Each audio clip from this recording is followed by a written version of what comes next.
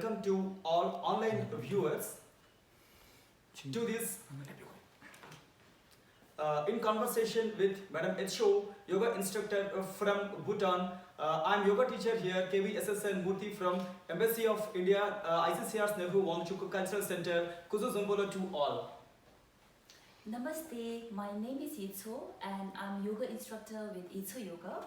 A very warm welcome to all viewers for this online conversation on yoga and links to India and Bhutan through this ancient Indian discipline.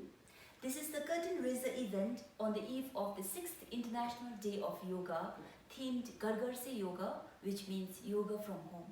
So to begin with, sir, would you like to tell us briefly about how 21st June was identified as International Day of Yoga?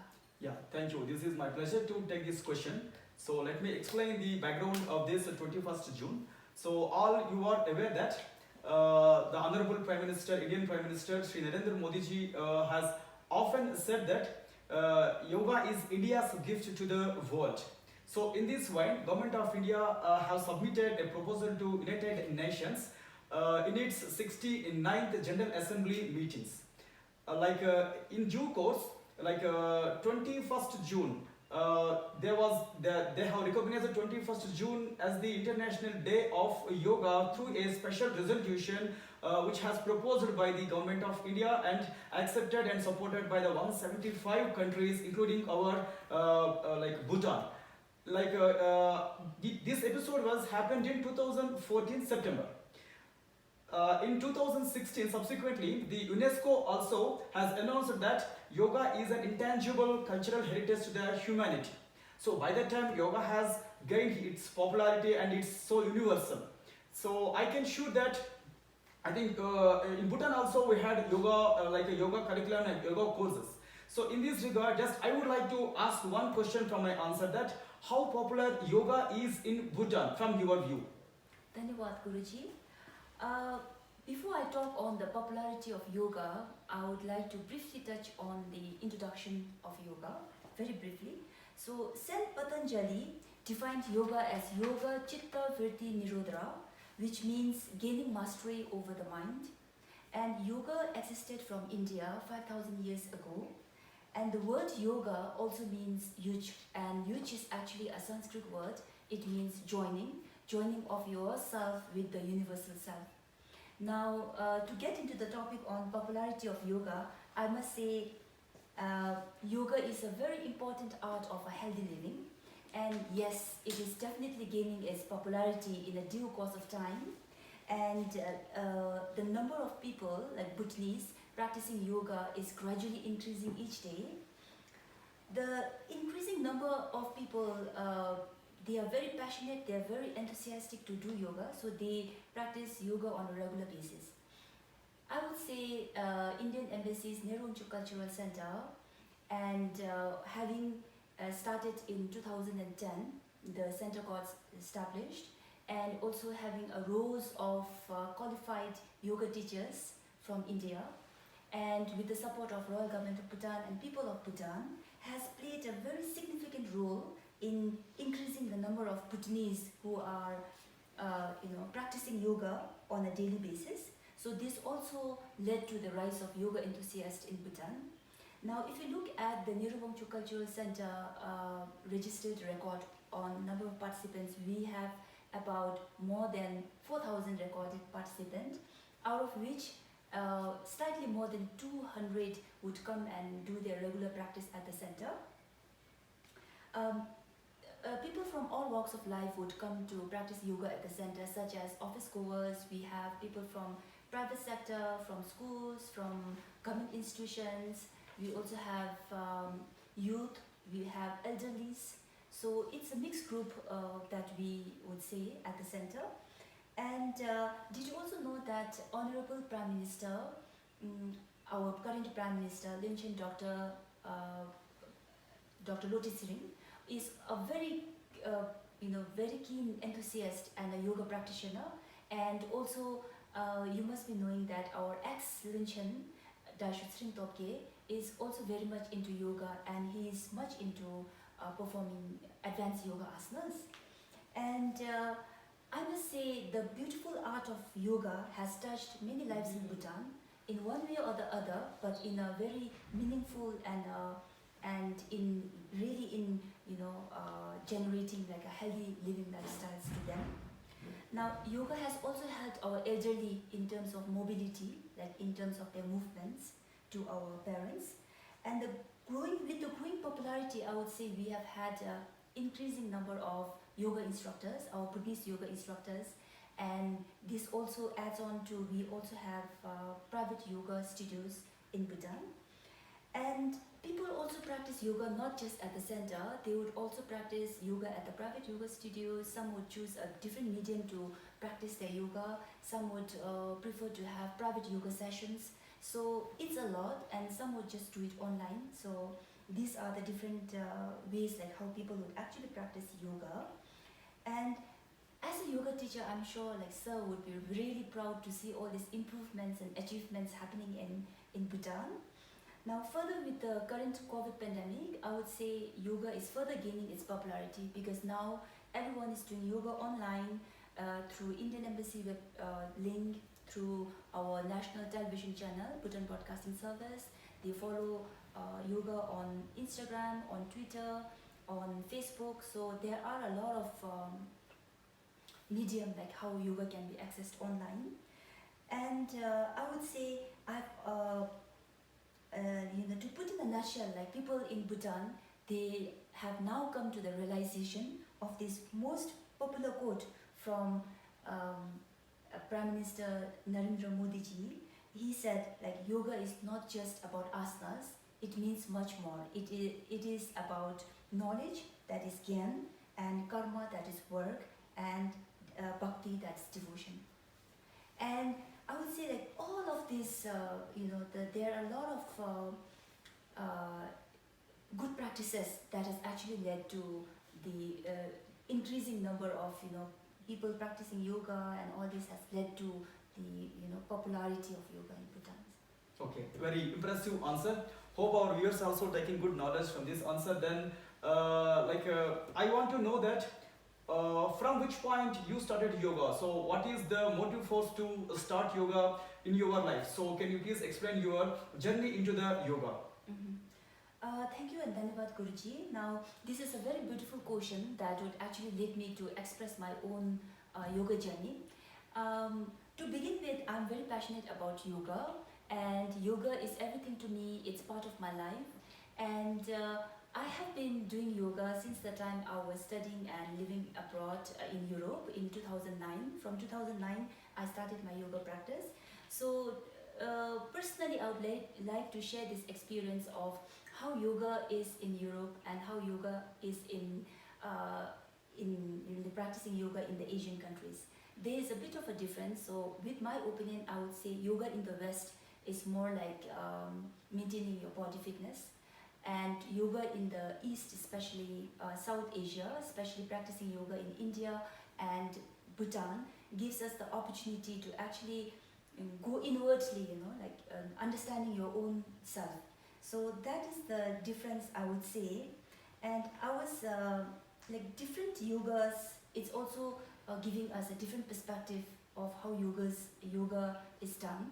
And I've done my yoga training from Svasa Yoga University, that's Bangalore, India, through the ITEC program.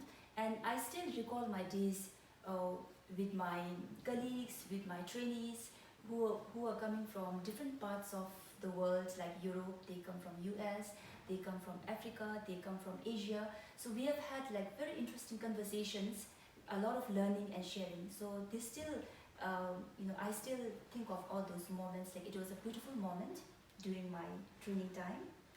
I enjoy and conduct, I also enjoy attending yoga sessions at the Nirvana Cultural Center, and also I enjoy sometimes giving sessions, like when Sir asks me to do so, I conduct yoga sessions as well. And I conduct yoga to different sections of our society in Bhutan, to our youth, to our elderly populations, to private institutions, to government institutions, to hotel sector, and also to our external guests. And especially in the hotel, like I was involved with Uma Paro. There I have had a very interesting guest feedback. They tell me like their yoga journey in Bhutan has been very memorable. They cannot forget, and they would definitely want to come back and practice yoga in Bhutan. So this is really inspiring, I would say. And yoga for me is a very important powerful art to balance my life, giving me positive energy, positive thoughts. I'm able to help others through my yoga experiences. So it brings a lot of joy and happiness as well. And very recently, I was also contributing a few yoga episodes with our national channel, Bhutan Broadcasting Service, under the Chikten for the Chikten program. So these episodes mainly concentrate on restorative yoga for calming, for your stability, and for your strength, mainly to help everybody in this current situation of the COVID pandemic. And my engagement has been very satisfying because I've been getting feedback from the viewers saying that they really enjoy it and it's very helpful for them. So that's very motivational answer. Hope your answer actually must satisfy to all viewers. In this regard, just before you have mentioned one important point that yes, true that we are currently in times of COVID, the pandemic situations. As everyone aware of that, it's a fast spreading disease. So in these times, how can yoga helpful to the people who wants to get rid of these elements or who wants to protect themselves through the immunity, like through the yoga also? So how it will be helpful? Yes, certainly, sir. In these difficult times of COVID pandemic, COVID-19, it's not just here in Bhutan, like globally, like everybody is going through difficult times. The whole world, the entire world is affected by the pandemic. People are in quarantine, they are in isolation, they are working from home, the children are doing their studies online. Our parents who have been always circumambulating around the children, now they have to stay indoors. So what's happening at that current situation is less movement, less physical activity, they are less active. So with all this, we also have our frontline health workers, medical staff and volunteers and many others who are helping to help curb the virus and also to ensure that those who are affected recover from this virus very soon. So in this tense situation, I would say yoga plays a very important role, firstly in boosting our immunity, secondly in remaining calm, and also to increase our stamina, increase our strength, which would gradually lead to a healthy and happy living. So in this pandemic situation, one thing is also we must agree that everybody is going through a lot of stress, a lot of anxiety, and also going through a lot of difficult times. So in order to overcome stress and to get rid of stress, yoga is definitely a very powerful tool that one should practice in this current situation. And I would also say when there are less physical movements and less physical activity, yoga is a very simple, they can pick it up very easily. It's very simple to do. You only need a very small space to stretch yourself. You need to wear only a comfortable cloth. So you can choose a very simple flow, like not just very difficult flow, and then start practicing your own yoga and just try to experience it, try to feel it yourself. And this is the time, I would say, to really experience, get into the yoga journey so that you feel the benefit, and then only you know that how important it is for you. Right, thank you. So very positive answer. The situations like COVID-19, all should encourage themselves to into the yoga. So like just before, you have mentioned a very important point called stress management or stress related disorders. So I come to know that the whole world as well as India and Bhutan also having this same issues called stress related disorders or lifestyle choice disorders called diabetes and sugar and remaining elements. So in this regard, how do you think that yoga will be helpful for the people to overcome all these elements? Thank you, Guruji. Now definitely I see a good linkage between yoga and the lifestyle sicknesses. Now, these lifestyle sicknesses are not just here in our country, it is a global issue again. Lifestyle diseases such as obesity, hypertension, diabetic is gradually rising, and also here in Bhutan, as per the health statistics, it's regularly on rise. Now, this is mainly because of the lifestyle that you are in, not having a proper diet, rather say imbalanced diet, less exercises, and you are less active. So all you require to do is a remodification of your living lifestyle, having a proper balanced diet, good exercises on time. So yoga definitely plays a very vital role in curbing these lifestyle sicknesses. For example, we also have participants at the Nirvanchu Cultural Center. They come and share their experiences, like how in the earlier, like they had hypertension, and now when they went for the review, like it has come down. Doctors have asked them to reduce their dosage, the medicine. And similarly, people with diabetic issues, like underwent through the same changes. So if you practice yoga continuously on a regular basis, yes, definitely yoga helps to solve these lifestyle sicknesses. And I would genuinely encourage everyone to do yoga, so that we are doing yoga for our own healthy living. It's not for others, it's for your own betterment, and you must choose to live a healthy and a happy lifestyle. As Honorable Prime Minister Shri Narendra Modi ji rightly pointed out during the International Day of Yoga last year, he said something very inspiring, that is yoga for all and all for yoga. So this remained in the heart of every Bhutanese. So in this line, I would encourage everybody to come forward, do yoga, and let's stay healthy and a happy life. So, sir, now I would like to ask you about Ayurveda, the link between yoga and Ayurveda in the ancient Indian system of traditional medicine. Ayurveda to boost immunity, and if you could share some tips on the Kadajai, which is rightly quoted by our Honorable Prime Minister Shri Narendra Modi ji. Yeah, definitely. I will share my experiences. I will share some knowledge regarding this answer. But before that, let me tell that with your previous answer, hope it must have served the purpose of how we can get rid of this diabetes and blood pressure through yoga. So let's come into this actually point of Ayurveda. Yes, ma'am, you are true.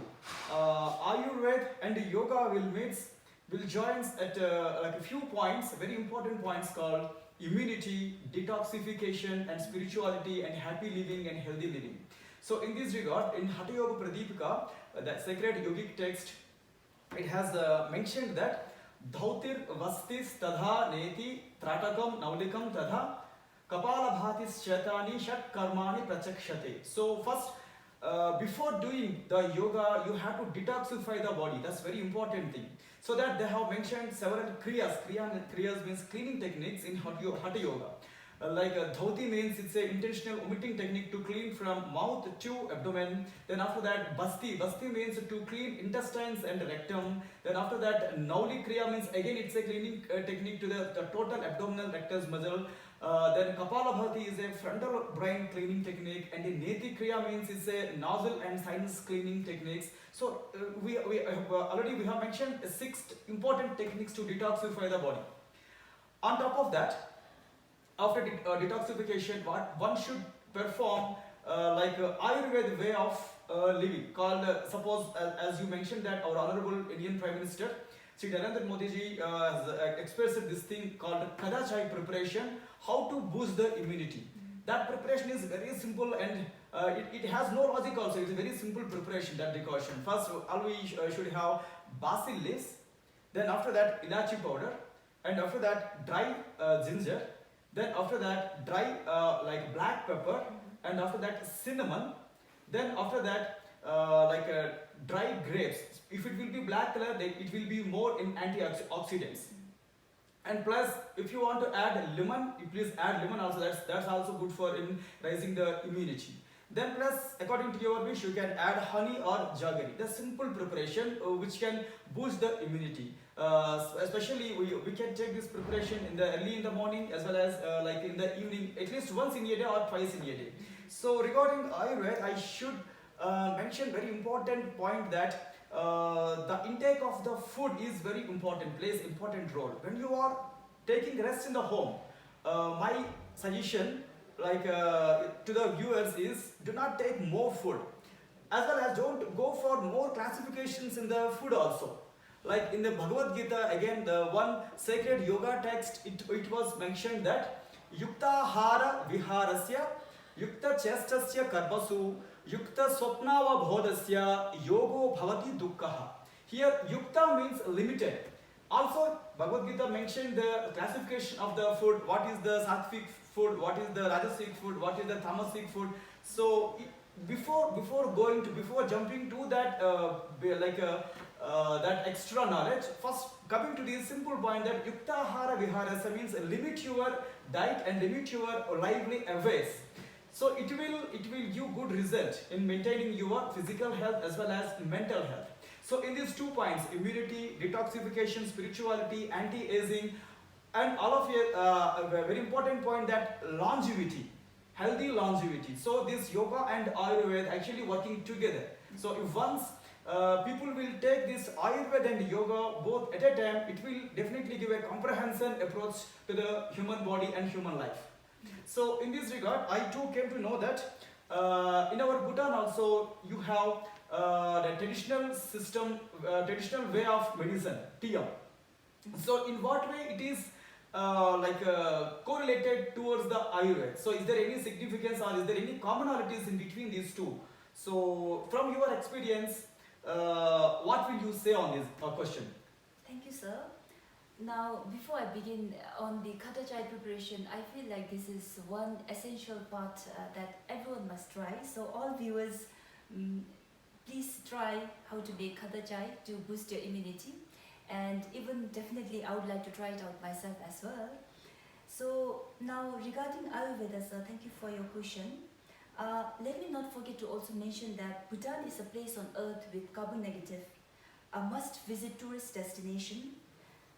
Bhutan is hugely admired and sets as an example to the rest of the world with its uniqueness in the world.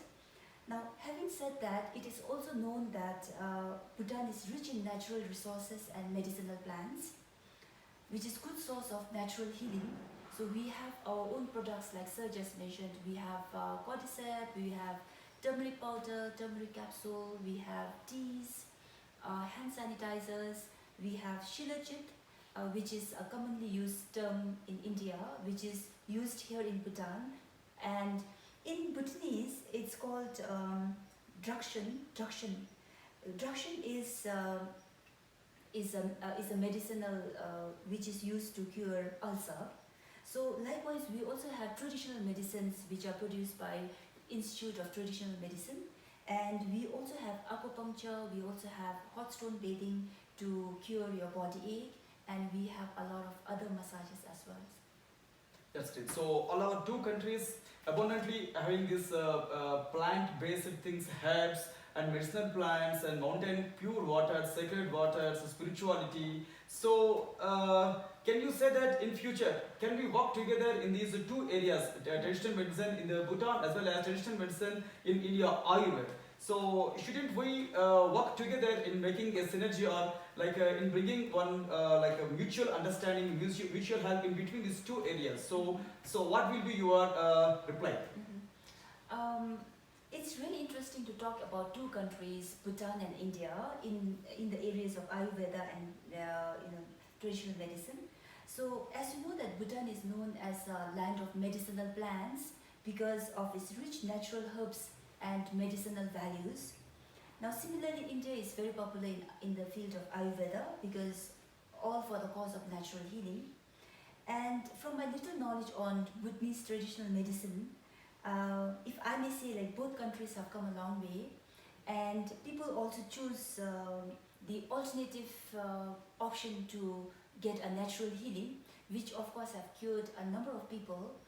And in Bhutan, the traditional medicine the facilities have greatly improved. Like we have better health facilities now, and also better care facilities for people those who choose with alternative choice of treatment. And from my personal opinion, now I would say, like, since both countries have very rich traditional medicinal history, its values, and also proven results of its cure and treatment, I see a lot of learning and sharing of the best practices that we can share each other and learn from each other. And in this field, I feel like, we do have a lot of scope and opportunities. Okay, that's wise answer. From your previous answers, so I came to know that you are also working in the field of differently abled people. So how do this yoga is really helpful in bringing the positive and good changes in the lives of differently abled persons? So can you please share your instances to our viewers? Thank you very much, sir. Now, as a yoga instructor, I have this beautiful opportunity to work with our differently abled and specially skilled youth in Bhutan. I'm really working with them in terms of stress management, in terms of calming, in terms of strengthening their core. And this has greatly helped them to, they become more participatory, they're able to express their feelings. Their self-esteem really, boost up. So they become more confident in other way. Yoga is really helpful for them in this way. Like, it becomes more powerful as well. Like, the yoga as an art is also very powerful for our youth. I got a chance to also work with the Bhutan Olympic Committee or with the Shooting Federation. It's all youth who are getting their training in rifle shooting. So there I got an opportunity to interact with our differently abled and specially skilled youth who are very capable. And then while doing this yoga training with them, they are able to cope up very, very well, and they are also performing very well. And some of them also compete to participate outside for the Bhutan Olympic, like representing our own country. So which is really amazing, I would say. Oh, that's great. And the other one is the Wongsel Institute for Deaf in Paro. So last year, especially for the International Day of Yoga, like for the preparation, like I've had the opportunity also with Sir, like to work with these students. They are one talented students who can really do their physical yoga postures very well. And all they need is a little bit of translator in between to help them explain the benefits of yoga. So some of them, they also participated in yoga asana competition, and they also got prizes. So I would say our differently abled and specially skilled youth have a lot of talents, and definitely they can be someone in future. And of course, like, they are very keen about yoga as well. Currently, I would say I'm working with a young girl in her 20s. She's on wheelchair. So every Sunday, in a week, at least once, we sit down 30 minutes to do her yoga, especially to help in her movements. And she has shown a very good change and a very good progress. She's happy with the change coming up, and also I'm happy. This is really motivating me, and it only pushes me to do more. And since I'm working with the disability project with the Royal Thimphu College, I also have more opportunity to work with our differently abled and specially skilled youth. And it's also through this project that I'm working with the girl on wheelchair that I just mentioned. I was with her yesterday, and she told me to please share her story, her inspiring and motivational story. Through this, she wants to encourage others who are in similar situation like her to do yoga, so that they feel more motivated and they can perform more better. So this is a message from her, I would say. Yes, sir. Yeah, thank you very much. So from the viewers' point of view, I'm trusting that viewers are taking very positive and inspirational answers from you. So which is more important, self-motivation and self-inspiration to do yoga, because in this COVID situations, all we have to learn is to do yoga on our own. So we should not depend on the other yoga classes. So in this regard, from the viewer's point of view, I would like to raise last question to you that, so what is your best advice to the people who are very busy in their life? How can they squeeze themselves into the yoga? So what are the right practices if you will suggest to them? Thank you very much, sir. Yes, definitely we do have yoga for busy people. For busy people, at least spare 5 minutes of your time every morning to perform one yoga asana.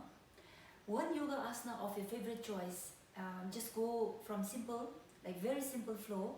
If you don't have 5 minutes, just take 1 to 2 minutes, because to do one yoga posture, it would take like less than 2 minutes. So 1 to 2 minutes spare every day of your daily time to practice one yoga asana. So which I hope like all the viewers and everybody would feel encouraged to do after having had this yoga conversation for very long. And those who don't have time, even 1 minute, what I would suggest, don't worry, I would have a tip for you. And the tip is just breathe. Breathe in a yogic way, practice pranayama, concentrate, focus all your awareness, your concentration, and focus on your breath, because most often we forget to breathe. We breathe in the wrong way. So do this breathing, and at the end, not to forget that breath is our life. So having said this, I would like to take this opportunity to thank Her Excellency Ruchira Kamboj, Ambassador of India to Bhutan, Indian Embassy in Bhutan, Indian Council for Cultural Relations, Nehru Wangchuk Cultural Center, for giving me this wonderful opportunity. And it's a great privilege for me to be here for this conversation with our Guruji, Murthy sir. So thank you, and Tashi Yetsho. Yeah, thank you very much. So with this Yetshoji last answer, so I took one important point, that continuity of the yoga will bring lots of positive changes. So please continue in your yoga practices. So with this, we are at the conclusion of this today's conversation. Right. So on the eve of this 6th International Yoga Day on the theme of Ghar Ghar Se Yoga. So again, I'm thanking you to all to attend this online conversation session. And please follow our Embassy of India Thimphu, Embassy of India Thimphu Facebooks and Twitter pages, as well as Ministry of Ayush and ICCS Twitter and Facebook pages also, to take more information, to take more updates, because already we have been announced some competitions for international participants including Bhutan, as well as we have already announced a few competitions for our local Bhutanese friends also. Already they are uploading their videos. So please keep tuned yourself towards your Embassy of India Thimphu Facebook and Embassy of India Thimphu Twitter pages. Thanking you to giving us this opportunity, Tashi Yetsho.